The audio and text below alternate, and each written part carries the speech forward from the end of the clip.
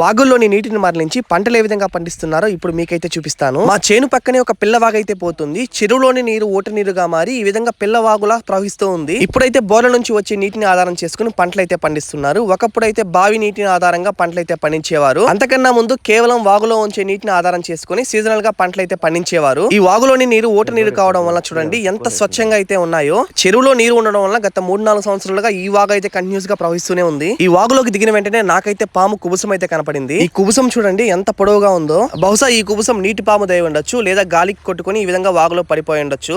ఈ వాగులోని నీరు ఓట నీరు కావడం వల్ల చేపలైతే చాలా తక్కువగా అయితే కనపడుతూ ఉంటాయి. వాగులోని నీరు మొత్తం ఇంకిపోయినప్పుడు చేపలు పడడానికి చాలా సులువుగా అయితే ఉంటుంది. ఇక్కడ ఇసుక బస్తాలను వాగుకు ఏ విధంగా అడ్డు వేశారో చూడండి. ఈ విధంగా ఇసుక బస్తాలను వాగుకు అడ్డుగా వేసి ఒక పెద్ద గట్టునైతే కడతారు. దాని వల్ల వాటర్ ఈ విధంగా స్టోర్ అయ్యి ఇక్కడ మీకు కనపడుతున్న హోల్ గుండా పక్కనున్న పొలాలకైతే వాటర్ అయితే వెళ్తుంది. ఈ వాగునీటిలో ఆకులు అలములు బాగా కొలడం వల్ల పంటలకు కావాల్సిన పోషకాలు చాలా అధికంగానే ఉంటాయి. ఇలా వాగునీటి ఆధారంగా సాగు చేసే పంటల్లో దిగుబడి మనం అనుకున్న దానికన్నా చాలా ఎక్కువగానే వస్తుంది. మా చిన్నప్పుడైతే కరువు కాటకాల వల్ల ఎప్పుడు ఈ వాగులైతే ఎండిపోయి ఉండేవి. కానీ గత 10 సంవత్సరాలుగా దాదాపు ఈ వాగులైతే ప్రవహిస్తూనే ఉన్నాయి. కంటెంట్ నచ్చితే వీడియోని లైక్ చేసి ఇలాంటి మరిన్ని వ్లాగ్స్ కోసం ఇన్స్టాగ్రామ్ లో అదేవిధంగా యూట్యూబ్ లో మన ఛానల్ ని ఫాలో చేసేసేయండి.